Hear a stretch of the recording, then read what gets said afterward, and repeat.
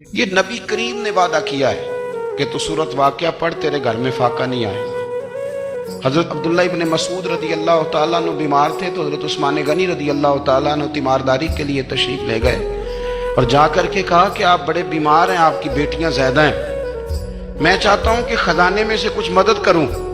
تو سیدنا عبداللہ ابن مسعود رضی اللہ تعالیٰ عنہ اٹھ کے بیٹھ گئے اور کہنے لگے امیر المومنین، اللہ آپ کو میری طرف سے، میری بیٹیوں کی طرف سے بہتر صلہ دے، میری بیٹیوں کو کسی خزانے کی ضرورت نہیں، میں نے انہیں خزانہ دے دیا ہے۔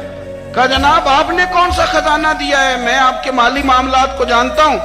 تو فرمانے لگے امیر المومنین، میرے نبی کریم نے فرمایا ہے جو سورت واقعہ پڑھے اسے کبھی فاقہ نہیں آتا، میں نے بیٹیوں کو یاد کرا دی ہے، یہ خزانہ میں نے انہیں دے دیا ہے۔ وہ سارے والدین سنیں جو بیٹیوں کے لیے پریشان رہتے ہیں۔ حضرت عبداللہ ابن مسعود نصیحت کر رہے ہیں، فرمانے لگے میں نے سورت واقعہ یاد بھی کرا دی ہے، پڑھنے کی عادت بھی ڈال دی ہے۔